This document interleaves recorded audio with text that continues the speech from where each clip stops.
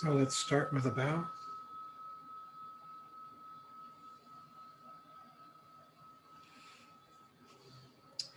Welcome everyone to the Path of Awakening Buddhist Center and the course that we're doing, working our way through the profound treasury of the Ocean of Dharma.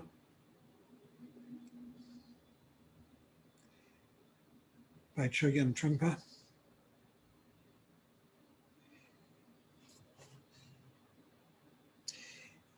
Tonight we're doing chapters 43 and 44, which are on vipassana meditation practice.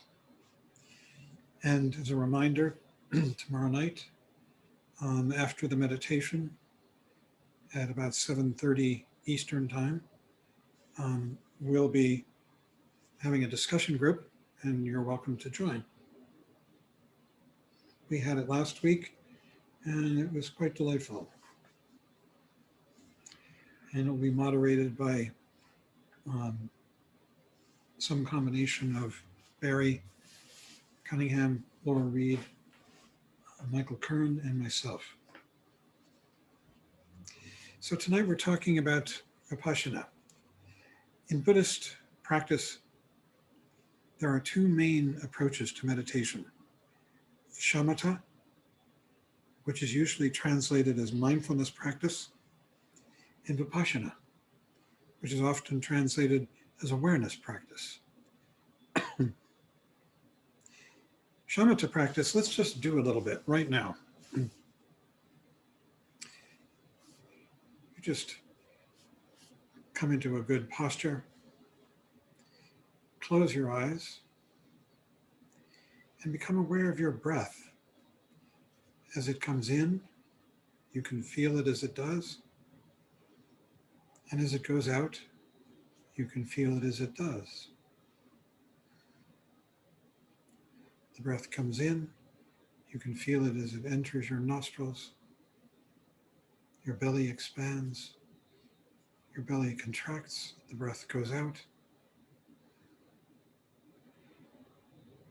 And we'll just do that for a minute or so.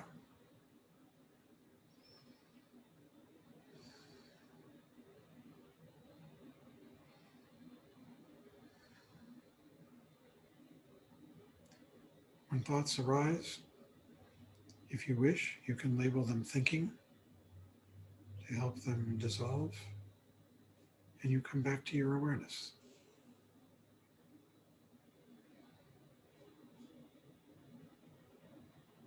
The breath comes in,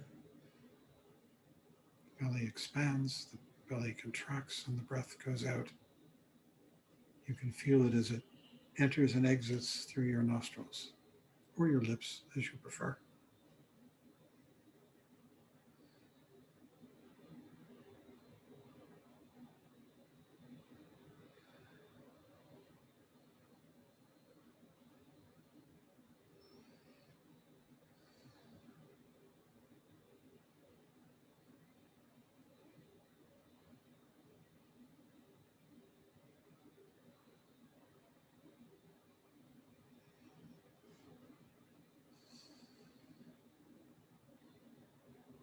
A thought arises, you label it thinking, or you just see it, and it dissolves, and you're back in your awareness. The breath comes in, the breath goes out, the breath comes in, breath goes out. And your awareness is really interior. It's in your nose as the breath comes in and out. It's in your lungs and your belly as the breath expands your body and contracts it.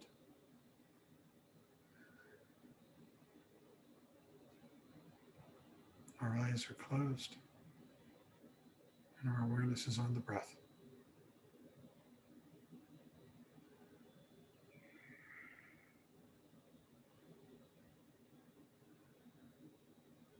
Okay.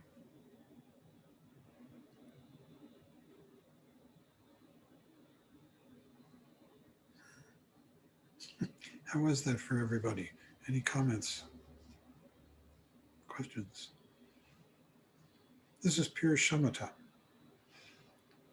That one focuses one's mind on an object, in this case, the breath.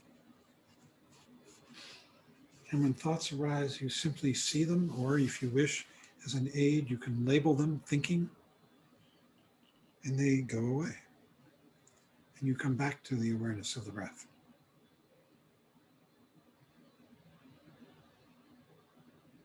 Now let's just do a little bit of vipashyana. Again, taking a posture. This time our eyes are open. You can aim your eyes wherever you like, but the two recommended directions, as I said earlier when we were meditating together, are either at the horizontal or down at about a 45-degree angle, but really it doesn't matter where.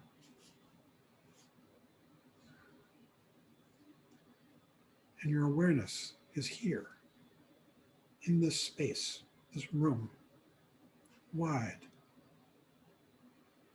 And now you become aware of the breath as it rises in your body. You can feel it as it leaves the nostrils. You visualize it going out into this space where we're just resting, like a line drawn on a piece of paper, or like a line drawn on water. It goes out. At the end of the out-breath, it has completely dissolved into the space, and our awareness is just here, wide, in the room, relaxed. Out-breath, dissolve. Here we are. At any point, you can let go of the breath and just rest in this awareness of this space, here and now. And at any time, you can come back to the breath, leading you out into the space, dissolving. You are the breath. And as it dissolves, so do you. So does the I. And there's just this. Out breath, the breath and I dissolve, and then there's here.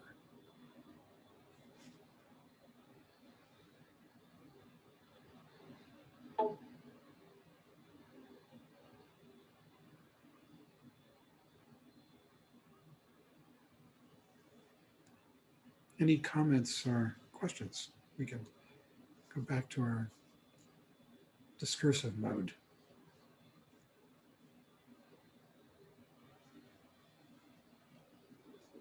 No. Tony, did you have something? I can't hear you. Got that noise sound problem again. There we go. It's about the eyes closed during shamatha. I am a bit confused about that because when I was introduced to meditation a number of years ago, I did shamatha with my eyes open. So this is the practice that we're doing here. Is it with the eyes closed in shamatha? You know, you can do it with your eyes open. It's just that it's a concentration practice. You're picking the object that you want to use. And when using the breath, it's helpful to close the eyes. Okay. On the other hand, you could pick a statue that you've got sitting in front of you that you're going to work with, you know, as your object of meditation. And then you would have your eyes open, obviously. And you're working with awareness of that object. And when thoughts come up, you see them, you let them go, or you say thinking, and that helps let them go. And you come back to the awareness of that statue, perhaps, in front of you. It helps when you're working with the breath, especially to have your eyes closed. It helps you concentrate more. This is really a concentration practice. You're concentrating on an object. And when thoughts arise, they're a distraction and you let them go. Thank you. Thank you. Good question. So the subject for today really is vipassana. But you see, vipassana is based on shamatha, that practice that we did, that concentration practice. Thank you, Barry. And because the foundation of vipassana, this awareness of this broad space, is that we're coming back from thought. We're coming back from distracting dreams, which is shamatha. That's what shamatha is all about, is coming back from those dreams to awareness of an object in the present. We're using that object and our awareness of it to pull us back out of dream. In vipassana, the first thing we have to do is come back from dream, always. If we don't do that, there's no meditation. And then, but in vipassana, we're coming back into a much more realistic kind of awareness, a much more useful kind of awareness. I mean, you can't drive your car and do shamatha. If you're focusing on your breath or a statue you've got on your dashboard, perhaps, maybe it's a statue of Jesus or a statue of the Buddha on your dashboard. And if you're focusing on that, that's a very dangerous thing to do while you're driving. So vipassana is very wide awareness. It's a much more realistic awareness. It's an awareness that we can live our lives with. Now, when you use the word vipassana, it has really to do, you see, the other thing about vipassana is that not only is it more practical and makes us more aware, but it leads us into a different understanding of who we are and what this world is. We have been caught in a very mistaken understanding, the understanding that I exists ongoing and that other things exist out there, outgoing, like your computer screen and the whatever it is, the candles on the shrine behind me and all that stuff. And really what this vipassana is leading you out into is a new understanding of that world. So there are two different approaches to vipassana. One is the so-called contemplative approach. And we don't do that so much. That's often done in the Southeast Asian Buddhist tradition and in other Tibetan traditions. What it really amounts to is contemplating intellectual subjects that are going to open your mind and make you more aware of your life. In the Kagyu tradition, Kagyu Nyingma, that we are a part of, we adhere more to the second aspect of vipassana, which is the development of awareness, which is what we just practiced. On the other hand, the very practice of study that you all prepared, I hope, by reading these chapters that were assigned, and you're studying those, and as you're reading those chapters, you're thinking about them, and it is suggesting things to you that perhaps you never thought of, possibilities, new understandings, and that is vipassana as well. It's opening you up to a greater and more accurate understanding of the world and of yourself. These two different approaches. One is contemplative, that means you are thinking about things, you're studying, you're reading and thinking, maybe writing. The other is pure awareness practice, what we just did, going out with the breath. Here we are, awake, aware in this space. Shamatha is the ground of both of them because it involves coming back from dream. You can't study properly if you're dreaming, and you can't practice awareness if you're dreaming. And these dreams are very pernicious. They are full of hope and fear, judgments of good and bad. And so really, you see what these dreams are the very foundation, they're the very stuff, if you will, of karma.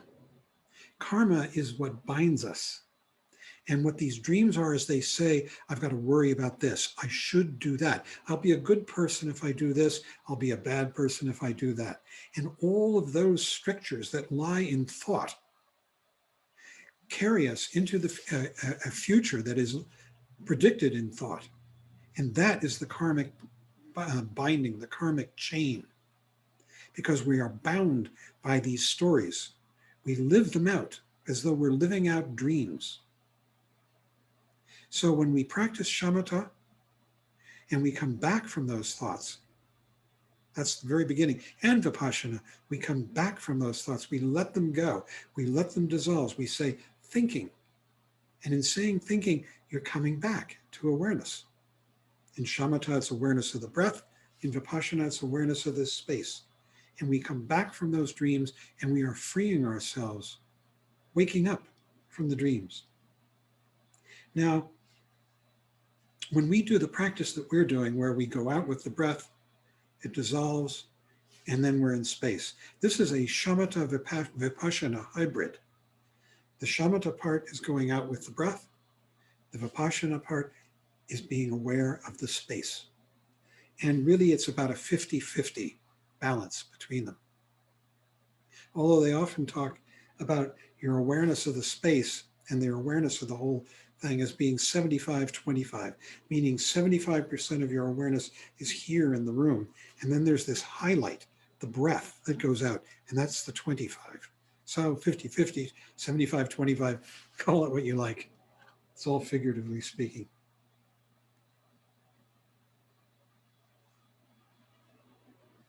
Now, vipassana, because it brings us back into seeing this world without thought, in the moment. It is the seed, they say, of the development of prajna.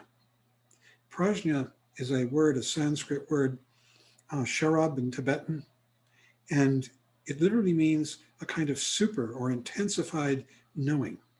And what they mean by that is that when you give up thought, thought is always involved with good and bad, hope and fear. And when you give that up, you begin to see this world as it is, stripped of those judgments, of those preconceptions, of those overlays of concept. And this is the very meaning of prajna. It's one of the core meanings, that prajna sees this world stripped of the good and bad, hope and fear that's contained in thought.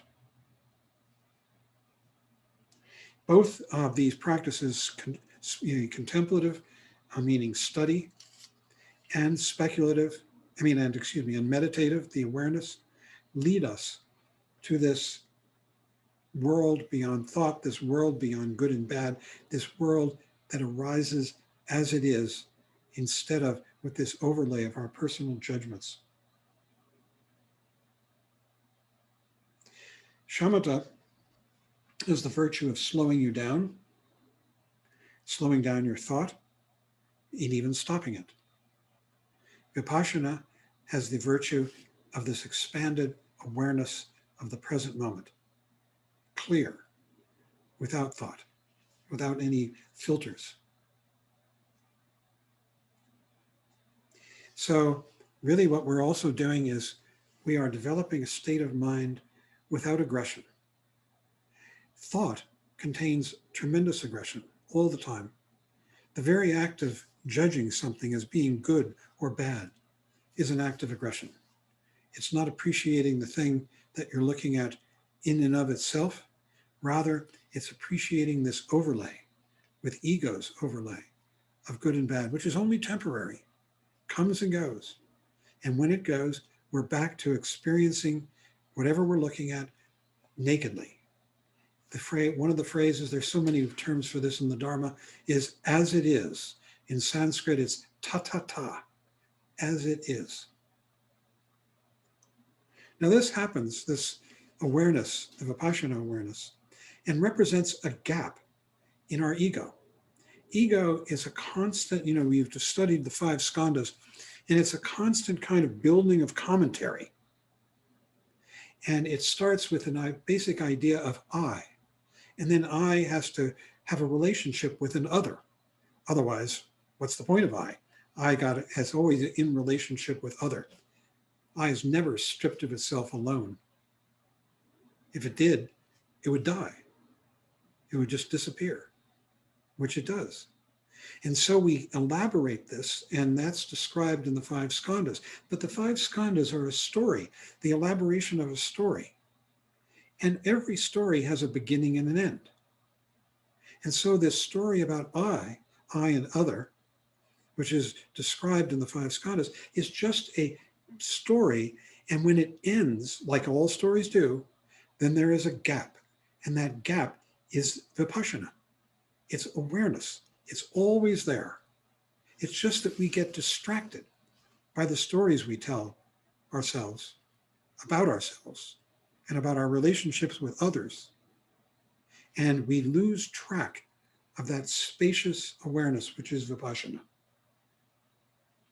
So vipassana is always possible It's always happening. It's in the gaps between I and all the thoughts that I entails. All thoughts have beginnings and end. And in those gaps, at the end of the thought and before the beginning of the next one, it might just be 100th of a moment, as they say in the scriptures. Or it could be longer if you can extend it. And that's the practice of vipassana, is to extend that space, that gap between the thoughts of I and other, which are so described in the 5 skandhas.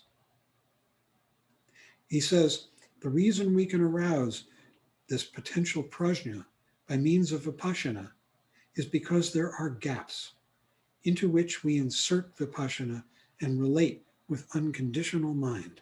Unconditional mind means no good or bad, no should or shouldn't. It's just this pure, simple awareness of this present moment. Initially, when we first start practicing this, he's not describing this part. I'm going to give you something that's not in the book. But initially, when we first start experiencing these gaps, this pure awareness, we concretize it a bit. And it feels rather flat, perhaps, or empty or dead. But that's only because we're looking at it. We're saying, aha, there's a moment of pure awareness. Eventually, we begin to shift our loyalty to that. We begin to realize that it's not something we do, it's something that is always there that we can come back to. And then it begins to become much more alive.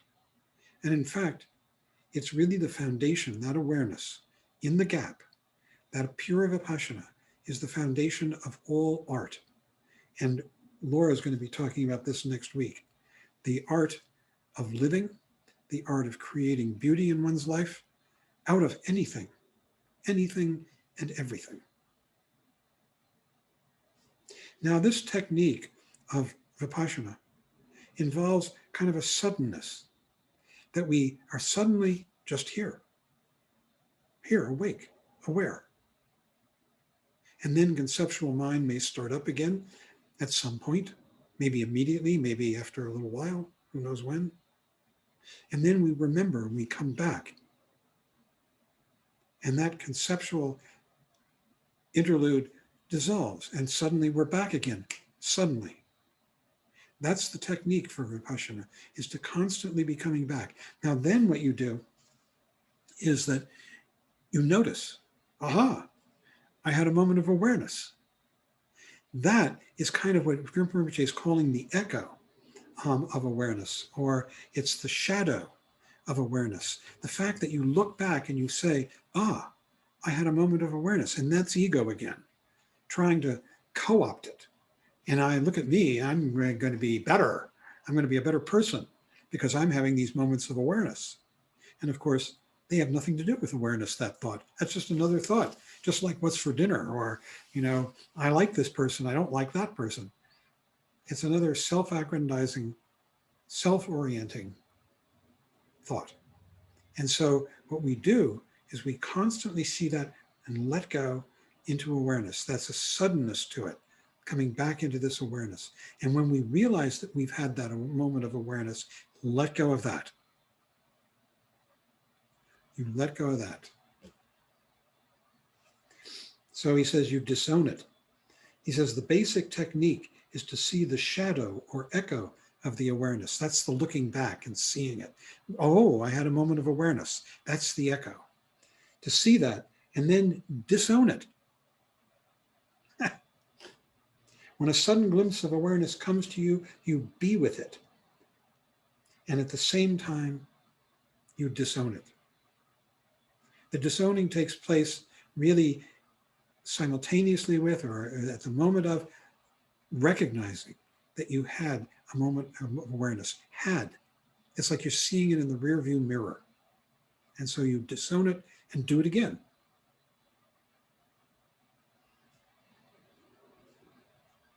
He says, early vipassana grows out of shamatha, so it is still shamatha-like. And what he means by that is that you're concretizing this moment of awareness. You're saying, now I'm doing it.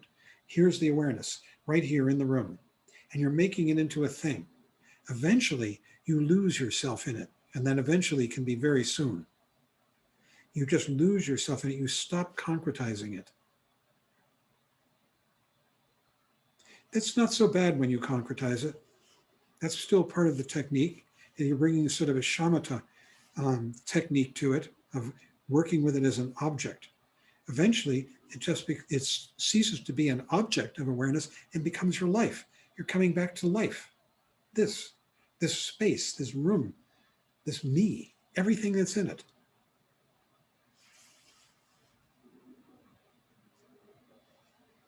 He talks about shamatha being a sense of thisness. That's why when we close our eyes, it's so shamatha, because we breathe in and there's a quality of thisness. Whereas vipassana, this awareness of the space, of the room, has the quality of otherness. So in vipassana, there's less emphasis on this and more on letting go, letting be, whatever it may be. This space, this room, this thangka behind me, all these things. Your computer screen, the person sitting next to you, if there is one. He says, the more you begin to practice, when you begin to practice vipassana, you might feel guilty because you're not practicing with the effort that you had in shamatha. In shamatha, you're watching your breath going in and out, and you're trying very hard to stay with it. Vipassana is a constant going out and letting go into this awareness that was already here. And you might even feel guilty about it. It's so effortless and natural. But don't bother with that too long. Give up the guilt.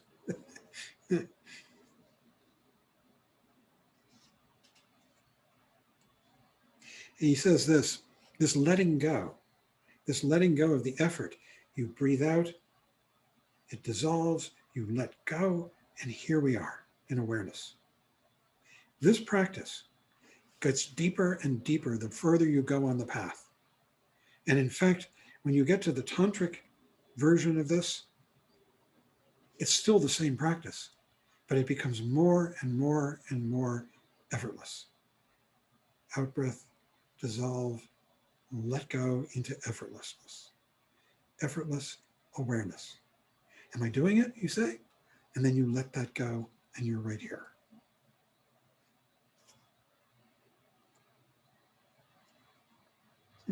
He says, so as you go along, you find something to let go of constantly. It just gets subtler and subtler. Even though you thought you were letting go completely, and then you find you weren't. You were really appreciating something. You were congratulating yourself on having let go, perhaps, on being here, on your awareness, and then you let that go, because that's just another holding on. That's egos trying to hold on. It gets subtler and subtler the further you go on the path. And then he says the role of the teacher, any teacher, I'm the teacher right now. The role of the teacher is to present a more and more loose and free style of practice. Someone like Trungpa Rinpoche, wow. Effortlessness.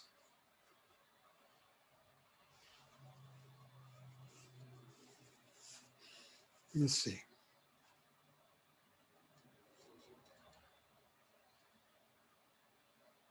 Talking about the echo, that's the appreciation that you just had in a moment of awareness. And that's the ego's attempt to co-opt it and build itself up again, wearing a merit badge, as it were. And that's fine. You just see that and let it go. You can't stop it. It'll happen automatically. He says, with awareness, your mindfulness becomes much lighter and less heavy. However, it doesn't become completely free and careless because you are still continuing your practice, your basic training. So there's always this effort, when you're still on the path. And there's always that quality of effortlessness and self-consciousness. It's just that you're practicing letting it go. And in the practice of letting it go, you're affirming it too, because there's got to be something that you're letting go. And that's fine. It just gets subtler and subtler and subtler.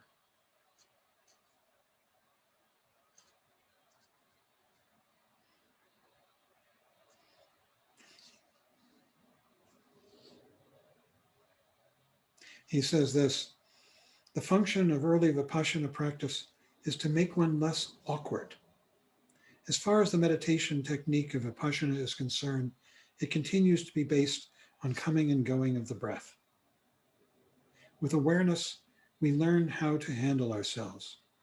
Vipassana allows us to be less awkward. I mean, if you're watching your breath go in and out, it gets kind of awkward. You can't drive your car properly. Can't even have a conversation with somebody properly. So we become less awkward and we become more adept at living our lives.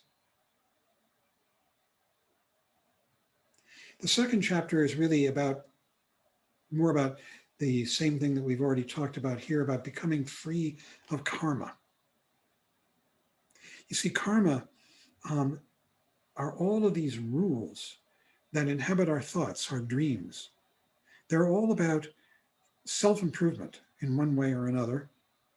And they are the rules and the advice that we give ourselves to improve our lot. And when we do this, when we get lost in these dreams of self-improvement with our advice,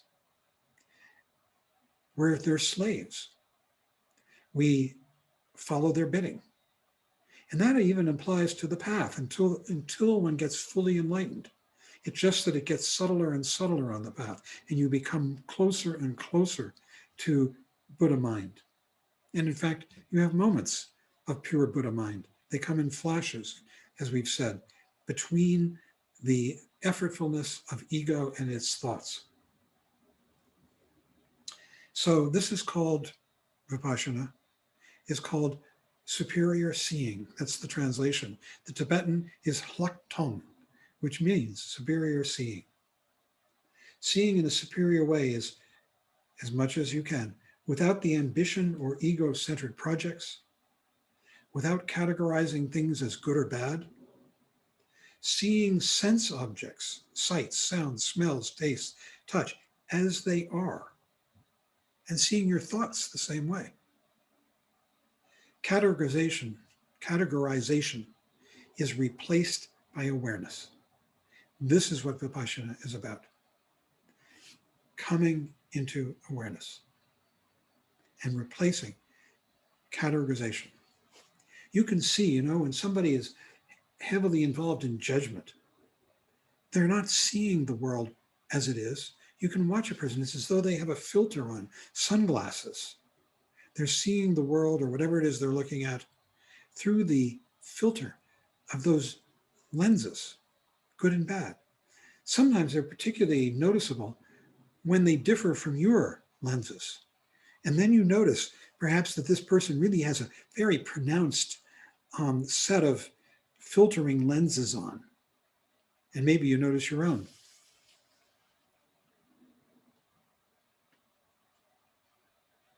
He says, now some people might worry that by getting rid of judgments of good and bad, we become zombies.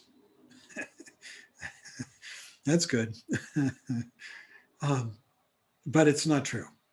In fact, we become much more awake and sensitive to the nuances of life, much more responsive in an accurate way, much more appreciative in the sense of true appreciation, understanding, much more intuitive, because we're much more awake, we're aware, we're sensitive to the nuances and the subtlety of what we're presented with. You might be looking at someone's face, and perhaps they remind you of someone you knew in the past that you didn't like. And you transfer that dislike to this new person, even though you've never met them before. And you can't see them. And then they say something to you that cuts through those preconceptions that you're bringing to the meeting. And suddenly you see the person in a fresh way. And you can actually see them and sense what it is that's going on inside them, from their gestures, from their facial expressions, from their body language, from the tone of voice, because you are seeing them nakedly with vipassana awareness, this clear, open awareness. And it makes you much more intelligent and much more capable of accurate response. I'm trained as a coach, and as a psychotherapist. And this kind of training that they give you is all about vipassana. You listen with the eyes or the ears of openness to the person sitting across from you, and you become much more aware of the nuances of what they are and what they're saying. If you come to it with preconceptions of any kind, it blocks that true understanding and awareness. And this is true not just for people in the helping professions, it's true for all of us in life. We become much more intuitive, and we begin to have intuitions, perhaps even about the future, that are almost eerie, because we're so open and tuned in to what's happening. And we have much more equilibrium. When we give up these judgments of good and bad, we can settle into being who we are much more comfortably, peacefully, solidly, with confidence. So now he talks about, in this second chapter, about catching thoughts as they arise. And it begins with the shamatha practice of seeing the thought and perhaps labeling it, thinking. It's an option, you can do that. I like to do that. If you just label it thinking without any kind of pejorative label, you just label it thinking and let it go. Or you just see it and let it go, either way. And then thoughts have less value to you. You simply see them as thoughts. Thoughts coming and going. All kinds of thoughts. So many that we have. We're just thought machines. And each one of us in our own idiosyncratic ways. I mean, you can be standing next to a person looking at something, perhaps a painting on the wall, and the two of you are having two different, totally different reactions based on your training, your past background, and the associations that you bring. One person may like the painting, the other person may think it's terrible.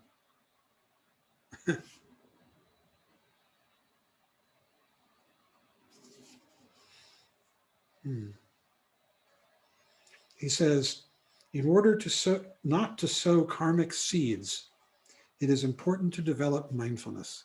Mindfulness is simply coming back from thought into the present moment. And when we do that, we cease to sow karmic seeds. When we are lost in thought, we're constantly sowing karmic seeds. You might see someone and you feel antipathy towards them, and you say something to them that expresses that subtly, grossly. That's planting a karmic seed, the seed of aggression between you.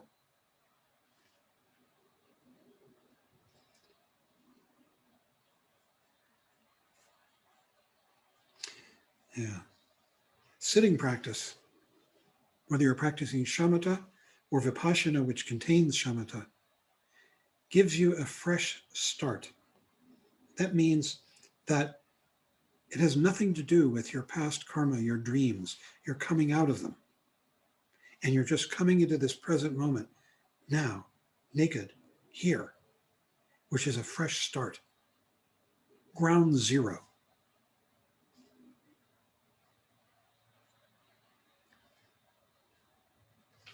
He says,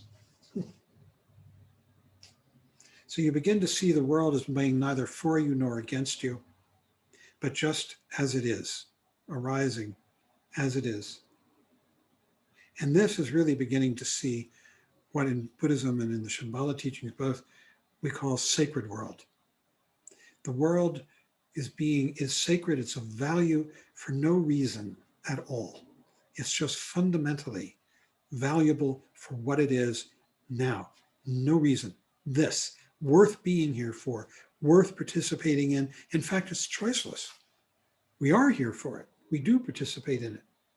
And when we begin to acknowledge that, we begin to tune into the sacredness of this life, which is completely diametrically opposed to the mentality of good and bad, useful and useless. When you're caught in that judgmental state of mind, you don't see sacred world at all. You see the world in terms of what it can do for me or to me, or indifferent to me. Those are called the three poisons, by the way.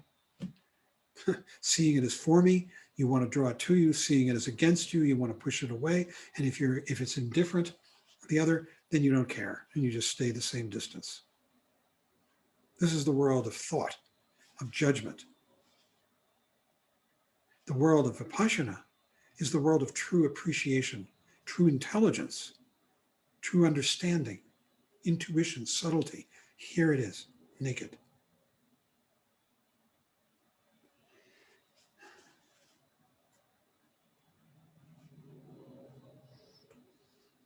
He says, the vipassana experience synchronizes the senses. And what that means is simply that right now, you're looking at your computer screen. You can be aware of the sensation of your bottom on the cushion. You see the image on the screen. You hear the sounds connected with it. You're aware of what's going on in the room. All of this is synchronized. When you get lost in thought, thoughts are always about hope and fear, good and bad. And when you get lost in them, you lose track of all this. And it becomes completely unsynchronized. But when you come back to it, everything is synchronized. That's vipassana. The total awareness of all of the sense data and even mental events happening simultaneously in this moment.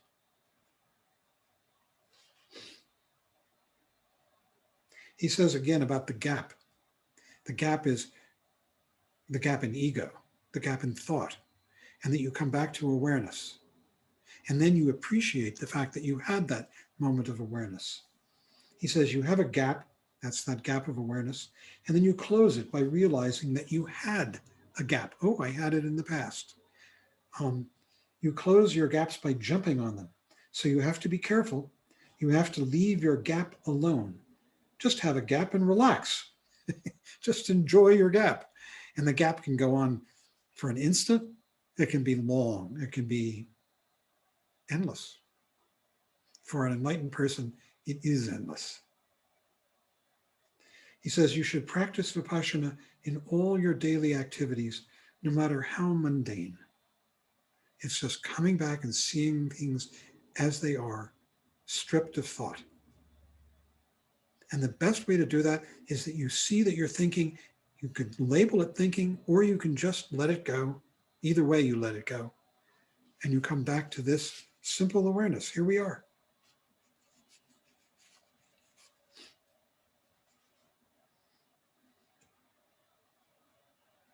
He says, whatever you do is sacred action. We've talked about this a little. By sacred action, we do not mean magical or God-ridden, but shamatha vipassana ridden. There is always room for precision, and there are always vipassana possibilities. So please pay attention to everything. We're overcoming our personal likes and dislikes. Isn't that a beaut? This is the practice of overcoming our personal likes and dislikes. We are moving into a very different world. It's the same world, and yet it's so different. We're giving up the constant self-referential locating of this is good, that's bad, by which we orient ourselves, the I. And instead, we're beginning to float free in this world of as it is. It could be a little scary at first because we're giving up our reference points. The reference points of you should do this, you shouldn't do that. And instead, we're coming into our native fundamental intelligence.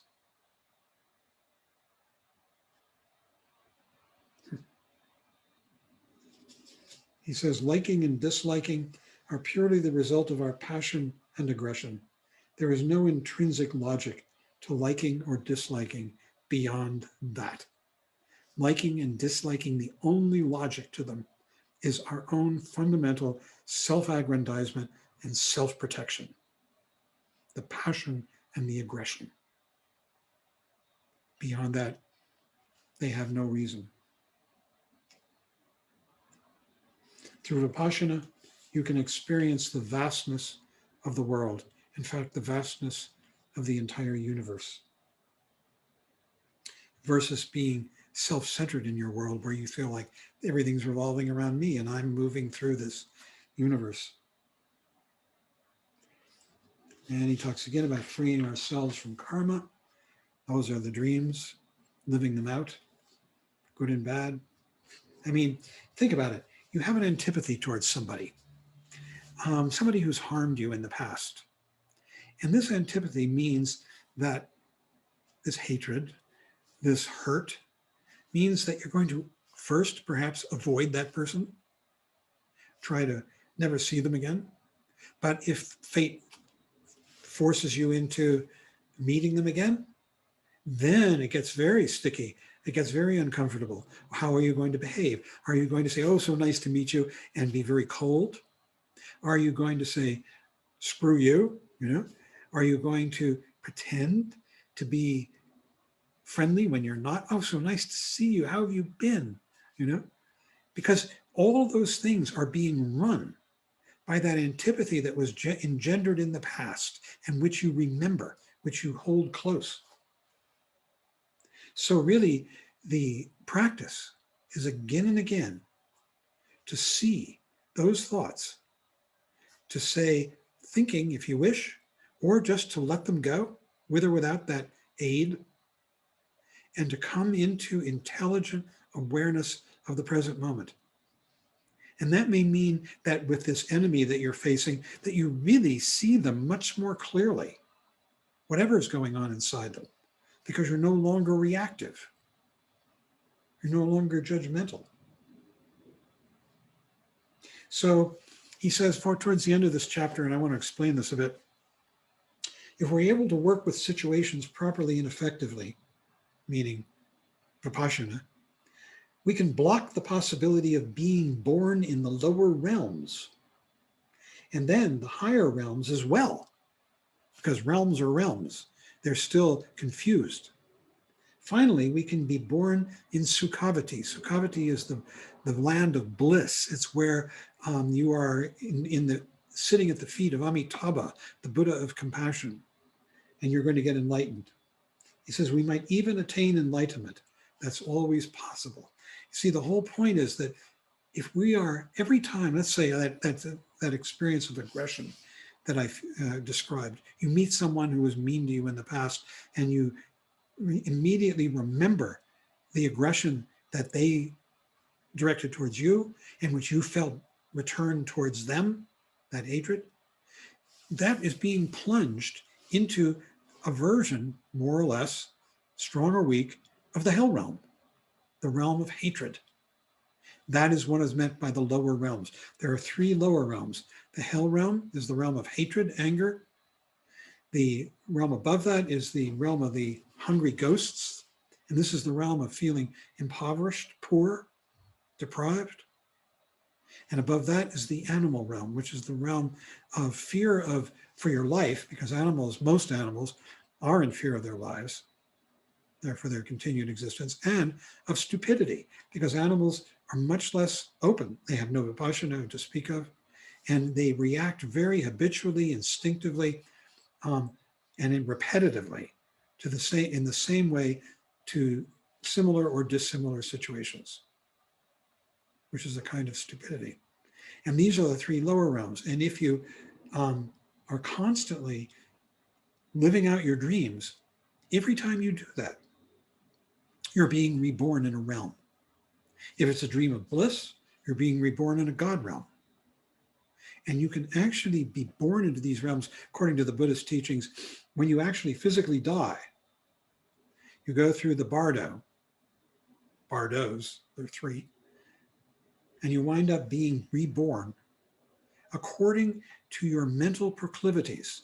And if you are habituated to a particular style of dream, that will determine the realm, the style in which you are reborn. And that's what he's talking about here. So we have to start at the beginning. We really have to earn it. We ourselves have to do it. That is what is meant by non-theism. Nobody is going to save you. You have to do it yourself. And we are doing that. We're sitting. That's the practice. We sit, we practice shamatha first, we practice vipassana. Right now, when we come and we did what we did this morning and what we did this evening, we're practicing this hybrid of shamatha and vipassana. The shamatha, the mindfulness, is being aware of the breath all together because it pulls us back from dream. The breath only happens in the present. Dreams are about the past and the future, all of them. And even if it's a dream about the present, it's a dream about the present that just was. You can't dream about this now.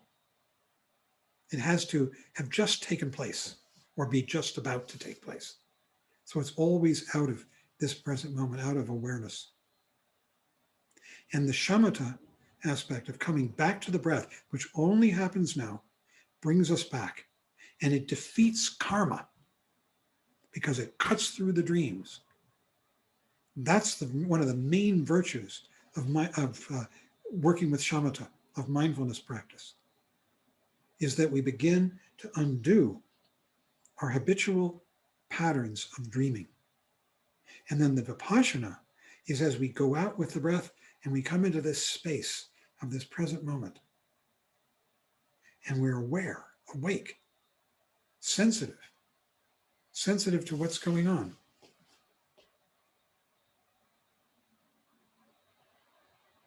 And that's the beginning of prajna.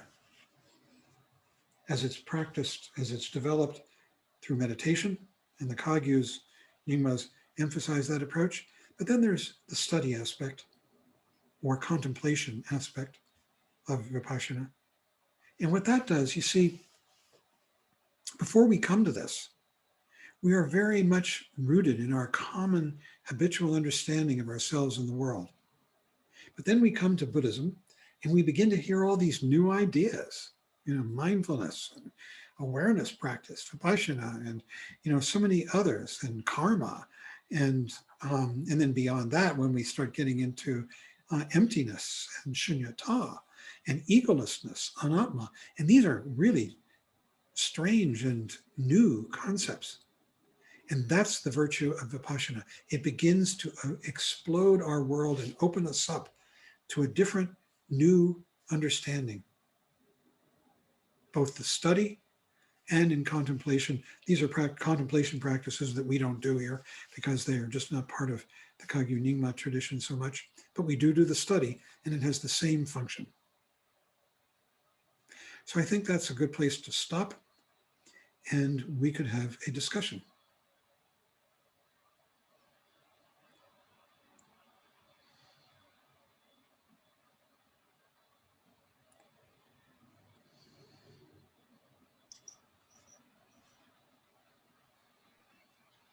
May I chime in first? There are no takers. Sure. Who was that? It's me, John. It's Fred. Fred.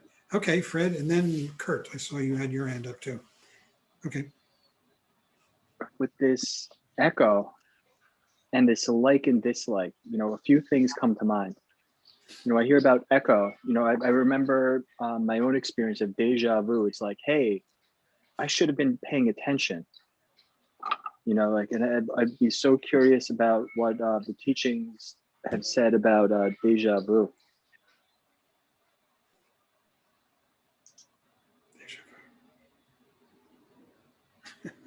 It's deja vu all over again.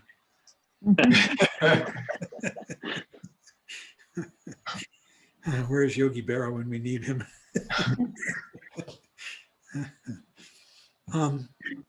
Deja vu.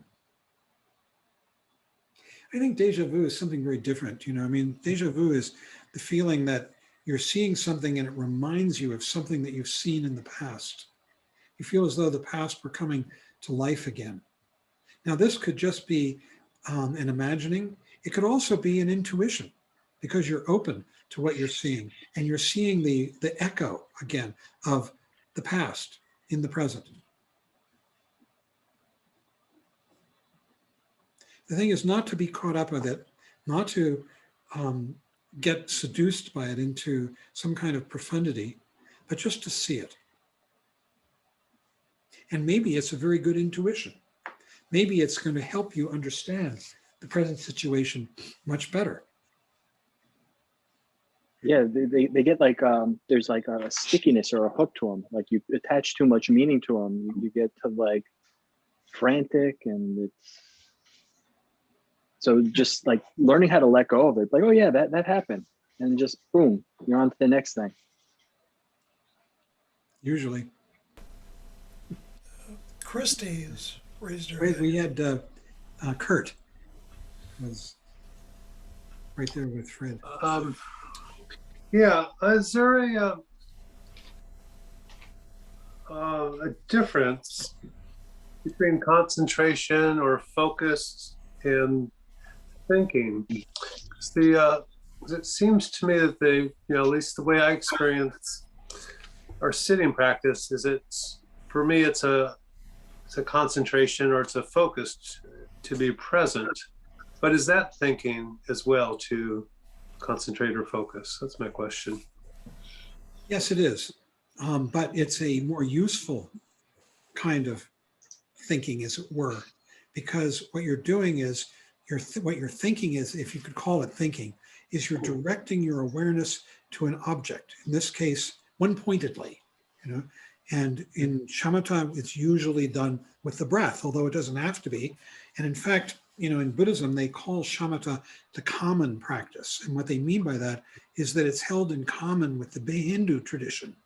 So if you go to a yoga studio, or if you practice transcendental meditation, you're practicing shamatha, focusing one pointedly on an object. It might be a mantra with TM, could be the breath in a yoga studio, or it could be a mantra too. Usually it's either a mantra. In the Hindu tradition, it's usually a mantra. But there are other things that you can focus on for sure. You can visualize something and focus on that. Does that answer that? Yeah, it does. Yeah, thanks. Just the fact, it does feel like thinking. At the same time, it feels like it's useful thinking. It's not off on a whole story. It's really the beginning. And if you get stuck in it, for instance, I just heard a teacher about a year or two ago up in Westchester before COVID. And during the Q&A, he really surprised me. He said, shamatha is not meditation. Because it's one pointed focus on an object. It's kind of like you're practicing trance, In a trance is one pointed focus on an object where you're not having anything else break in. But there are virtues to this if you don't take it too far. And there's warnings about taking it too far. The virtues are, number one, that you discover how much you've been thinking. Most people, until they've tried to practice meditation, have no idea of the extent to which they're lost in thought, monkey mind. I call it AM radio mind, But once you begin to practice meditation and try to come back from that, you begin to see how much time we all spend lost in dreams. That's the first virtue. Second virtue, you get a rest, because thought is so full of effort and anxiety and wishing things were otherwise, and trying to make good things better, or bad things better, or it's all about this struggle. That's what thought is full of. So when you come back to awareness in this present moment, awareness of the breath, whatever, you get a rest. And this same teacher said, no, he didn't say that. It was another one. There's a guy named Organ Chögyam. He said, it's like having a really good nap. This is shamatha, right? The third virtue is that you begin to develop a muscle. And the muscle is that you can see when you're thinking, and you can come back to awareness out of dream. You begin to develop a habit to do that, so that you can do it not only on the cushion, but especially during daily life. And really, that's something I failed to mention here. Vipassana is the way in which we take our practice from the cushion into life. Okay. And in fact, vipassana is best done as we walk down the street, in the course of our lives, as we make art, in your case. Because we're coming into pure, simple, non-judgmental awareness. And we're much more appreciative, open, responsive, intelligent, because we're not lost in these repetitive, judgmental dreams. So it's best done in daily life. Do it on the cushion because it's easier to do it on the cushion. In daily life, we have so many triggers to set us off into dream, things that we see that habitually would set us off into dreaming of good and bad. So it's much easier to do it on the cushion, and it's like a lab experience, on the cushion. Very important to do it on the cushion. It carries over into daily life and will make it easier. Thank you. That's terrific. Great. Thank you. Thanks, John. We have 2 people with their hands raised. Yes. Who? You pick them, Barry. Christy and Zana. Okay, Christy, and then whoever was the other person, I didn't catch the name. Christy. Great, John. I think my question was answered. I was wondering if Tonglen would fit into the category of, like, here I am categorizing shamatha, or it kind of is a form. I guess just based on your explanation just now, like, it seems to me that it would be a form of shamatha because you're focusing, but it does seem like those visualizations can sometimes carry you, into the realm of thought really easily. So Yes. I wondered what you would think about Tonglen, shamatha. What part of is vipassana part of that? Tonglen is really not much about vipassana. It's really about, as you said, shamatha involves that. It's a contemplation. It's the intellectual aspect. Remember, I talked about you could contemplate. There are vipassana contemplations. Tonglen is a contemplation. It's a conceptual, intellectual subject that you bring to mind, the suffering of somebody that you would like to alleviate. Now, the thing is that whenever you do that, it involves elements of shamatha because your mind tends to go off, right? You're thinking about this person suffering. The next thing, you're thinking about that ice cream cone you had yesterday or whatever it may be. And then you got to bring yourself back. That's the shamatha aspect of bringing yourself back to the object of awareness. In this case, the object of your contemplation. But it's much more of a contemplation practice. You're intellectually exploring the suffering of this person, and you are sending them relief, in ways that you conceptualize. So these are contemplation practices, which we don't do too much, but they're done in other traditions much more. So, for instance, in the Southeast Asian Theravada tradition, they do a lot of Maitri contemplations. And we could do some contemplations. And in fact, I think I'm going to start introducing a contemplation to the morning practice. And this is called the 4 reminders. And we contemplate these 4 reminders. We've been talking about this, Barry and I. This is a very famous contemplation practice. And the 4, I'll put them up on the screen, but the 4 reminders are that it's wonderful to be born a human being. But at the same time, death is real and comes without warning. Really, it comes without warning. I had a good friend who was a Dharma brother, Robin Cornman. Some of you a few people may know of him. He was a wonderful translator and a scholar, PhD from Princeton, early student of Trungpa Rinpoche, very devoted. And he caught mesothelioma. He didn't catch it. He found he had it. Mesothelioma, I can't pronounce it now, is a form of cancer that attacks the stomach lining, and that you only get from one cause, which is exposure to asbestos. And Robin had helped his father remove asbestos from the ceilings of schools when he was a teenager. And as a result, he contracted mesothelioma. And when you contract it, it's a death sentence, 4 or 5 years. And you immediately start collecting money from Johns Manville, who made all this asbestos. They went bankrupt, the firm, but they left this fund intact. And Robin did. And he knew that he had about 4 or 5 years to live. And he started taking piano lessons. He was a wonderful scholar. And he had a student who was a doctor, student of his, who studied Sanskrit with him.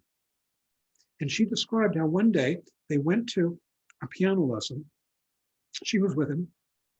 He finished the lesson, stood up with a smile, and died. Death is real, comes without warning. That's the second one. The third one is the laws of karma, meaning your dreams can't be avoided. You're bound by them as long as you live in dream. And the fourth one is that samsara, confusion, belief in I and other, and belief in the dreams is an ocean of suffering, unendurable, unbearably intense. So we contemplate these four reminders as inspiration to tread the path.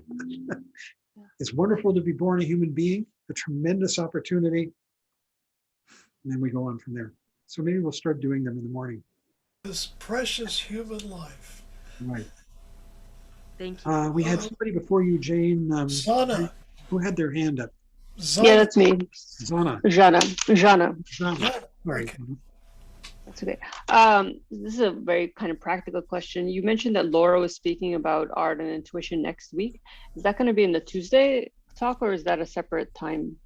No, it's in the Tuesday talk. Okay. Yeah. Laura's going to be speaking on this chapter, on the first chapter. Got it. First chapter. We're going to probably do at least 2 chapters for the reading, and she'll speak on the first, which is a beautiful Okay. chapter. It's really about art in everyday life and how important it is. Yeah.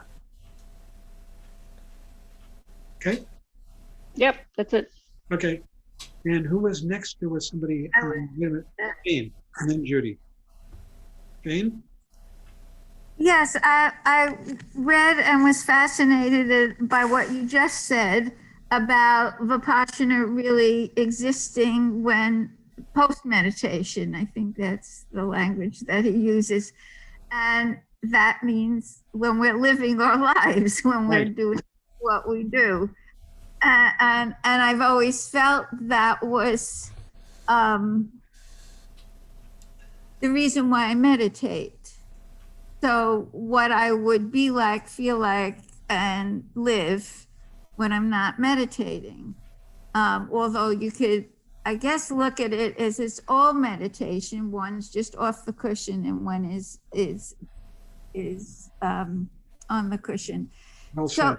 does it work both ways? If one is experiencing all the pieces that you talked about when you experience this way of being in a vipassana mindset, for lack of a better word, does that translate to your experiences back on the cushion? Does it work both ways? Absolutely. Okay. Absolutely. It's just that it's harder to do it off. It's a very ironic term, post meditation. It's as though what you're doing off the cushion is not quite as good as what you're doing on. It's not the case. It's the Right. complete reverse. To do this in your daily life, as you move around off the cushion, is much more important and powerful. Right. But the fact of the matter is, we are so habituated to our thoughts that it's very necessary to create a lab situation, a special situation, which is what the cushion is. And it begins to carry over into our daily life. And in the more advanced, like tantric practices, a lot of them are not even done on the cushion. They have to do with seeing reality in the world as you move through it. And really, that's what enlightened people are doing. Thank you. That's so helpful. Thank you. Yeah, I've always thought of the idea of calling it post-meditation as though it were sort of after the meditation is really ridiculous. I see. Right. Okay. Okay. I think Judy, Judith, and then Jinyi. Okay. Judy? You gotta unmute yourself. Hey, Judy There you German. go. Okay, I think I'm there. You are. Hi. lately, I've been saying when I come back from thinking during meditation, come back to what? And the answer that I was giving myself was the basic goodness. And then I said to myself, so what is basic goodness? Because it isn't all what we would call good. It's really, and I'd like you to correct me on this if I'm not getting it right, the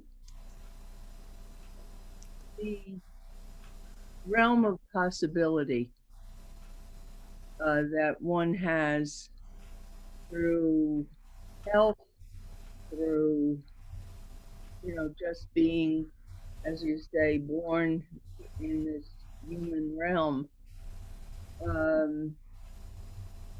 Would that be another way of saying basic goodness? And is that something that applies in coming back?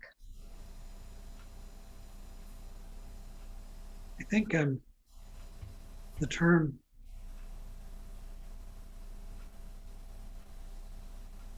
is, you might think of basic goodness in contradistinction to neurotic mind, which sees this thing is good and that thing is bad.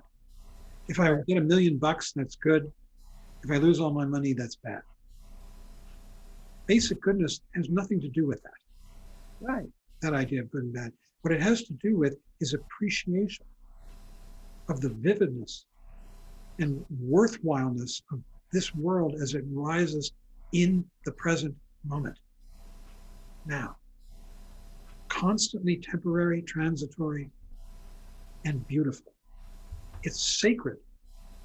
Almost the sacredness, you can't find it quite. It's in contradistinction to judgment of good and bad, which makes things absolutely profane. It makes things utilitarian for ego's point of view.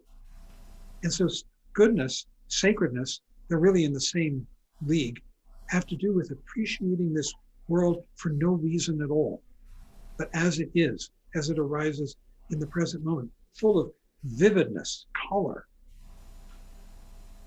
and meaning, profundity. Not meaning in the sense of telling you a story, but in the sense of communicating what it is to you. That's why art is so important of any kind, because it's dealing with that essence of meaningfulness that inheres in life when we begin to see it stripped of our preconceptions, stripped of our judgments.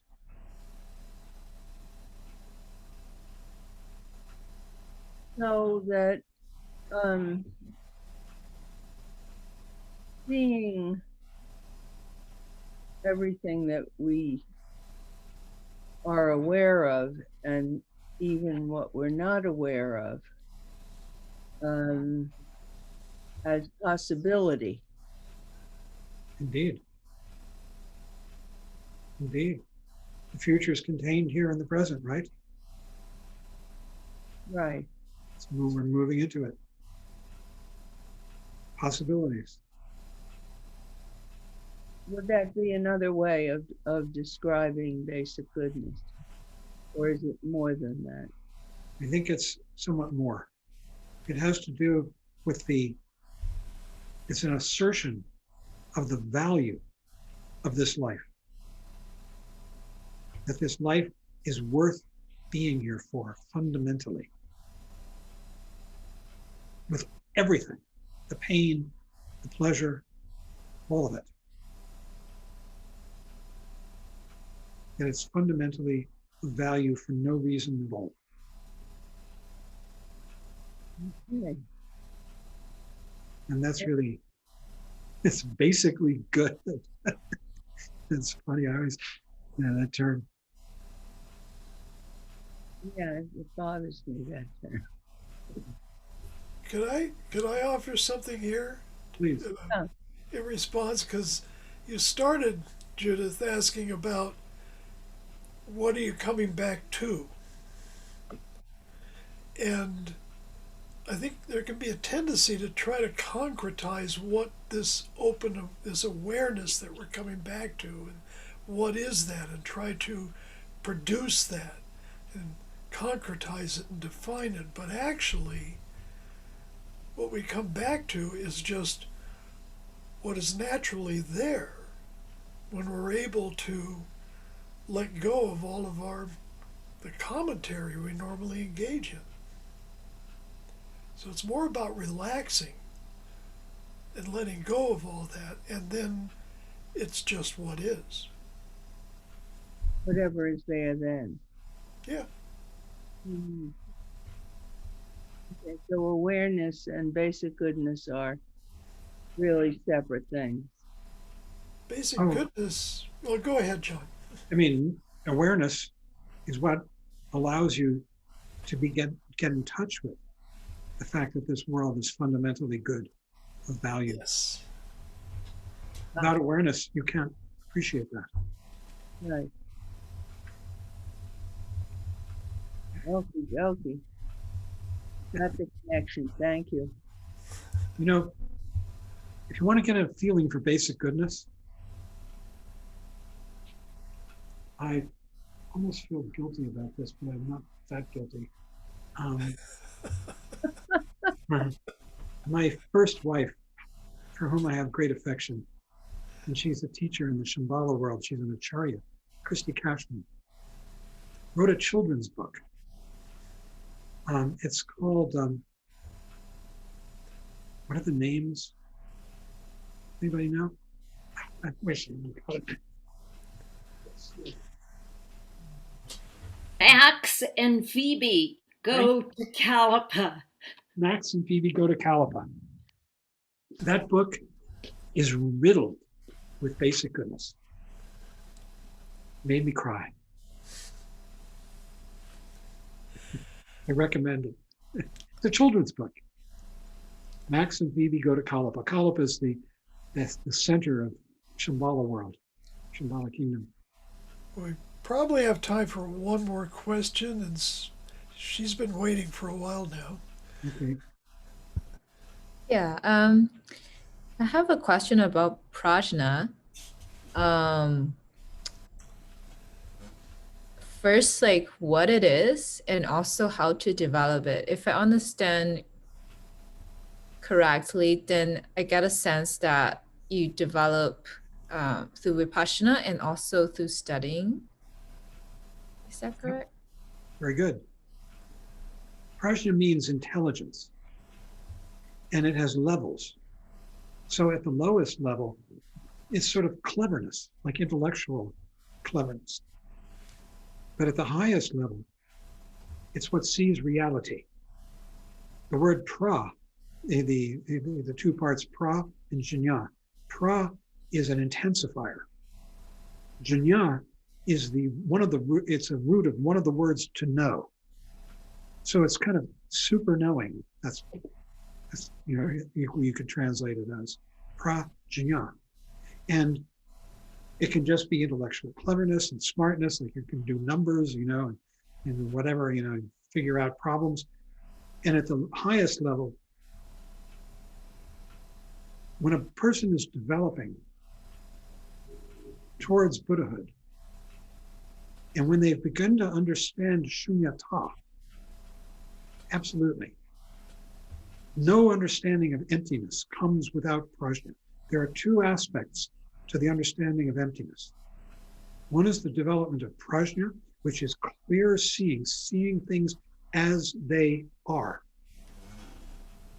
in the present moment, which means they have no true existence. Because as soon as something appears in the present moment, like this gesture, it's disappearing. You can't find it to hold on to it and say, yes, that exists. And then the second aspect that goes along with prajna is compassion. They are flip sides of the same coin, because compassion really means the ability to let things be what they are with openness, with generosity, as it were. Doesn't mean feeling sorry for it. That's what they call in the text grandmother's love. It's compassion is letting things be what they are. And in order to have prajna, you have to be able to let things be what they are. And when you let things be what you are, there's prajna. There are two sides of the same coin. And they come along with the understanding of emptiness. So is there like I feel that that's more Mahayana level, but it is Mahayana. Prajna is a very Mahayana term. okay.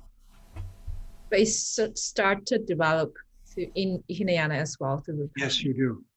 Okay.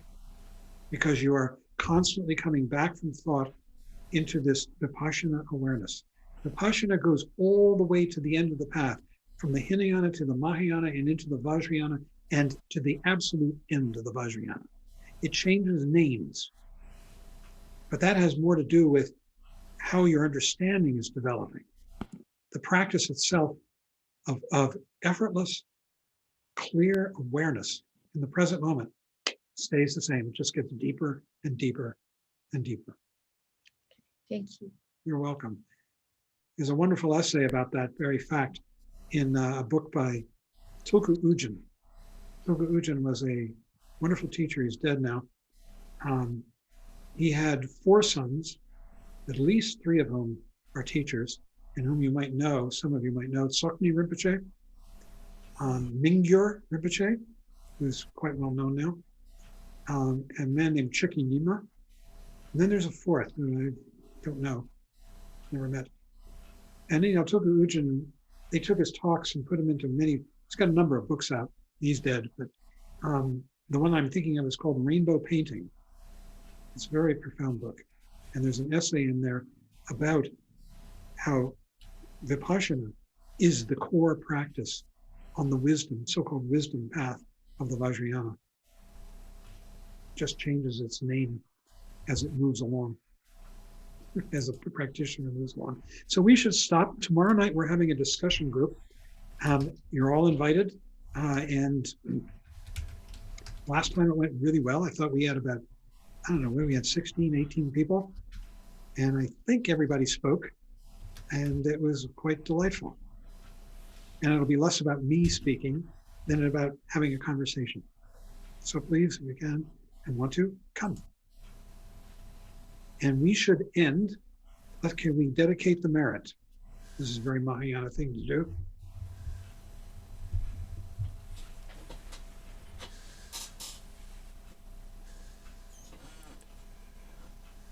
For the benefit of all sentient beings, in doing this, we're giving away our own egotism and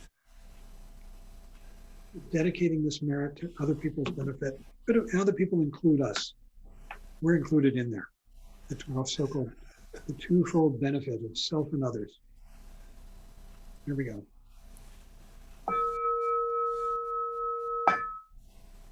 By this merit, may all obtain omniscience. May it defeat the enemy of wrongdoing. From the stormy wave of birth, old age, sickness, and death. From the ocean of sorrow, may I free all beings.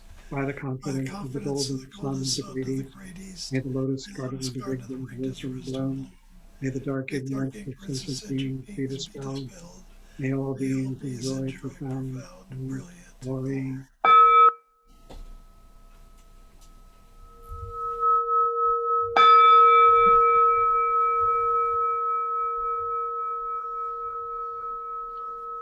Thank you, everybody. That was really terrific. John, thank you, Good Barry. night, all. Thank you so much. Thank you. Thank you. Thank you, John. Thanks all. Thank you, John. everyone. Good to see you all, Kurt, Meg, everybody. All right. Randy. Good to see you. Thanks, John. Bye all. Hi, Bye. Robert. Sorry See you you didn't get a in the chance. morning. Maybe tomorrow if you come. Hasta mañana. Hasta mañana. After my Vaya con Dios. Hasty linguista. Vaya con Dios. Remember Cisco and Pancho? Yeah, it's going Pancho. How about Hopalong Cassidy? How about hop along past me? Well, He was Roy my Rogers. hero. He was my hero when I Far was a away. kid. Io con Dios. See us. Okay. Right. Good night, Jane.